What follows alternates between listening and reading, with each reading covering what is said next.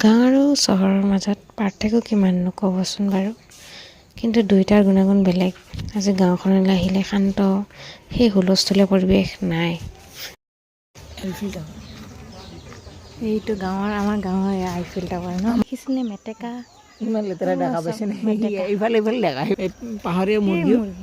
শহুৰ দেউতাৰ গাঁও ঘৰখনলৈ আহিলোঁ আৰু খুৰাৰ নাতি বৰ্তাকে লৈ আছোঁ ভতিজাকক। আৰু আহিলোঁ সন্ধিয়া। ট্ৰেইনখন যে গৈছে কিয় দেখাইছোঁ জানেনে? দেৱৰে কৰে BSFত। আৰু এইফালে মোৰ দেওৰানী বেচেৰি কিমান এক্সাইটেড ৰৈছে মানুহজনক। এন্ধাৰ হৈ গ'ল তথাপিও মনৰ এটা আশা মানুহজনক যে দেখা পাম। তো পাৰ হৈ গ'ল। শাহুমাৰ যিহেতুকে গাখন বেয়া, গতিকে খুৰীয়ে কিছুমান নিয়ম এটা কৰিব দিলে যাতে গাটো অকণ ভাল পায়।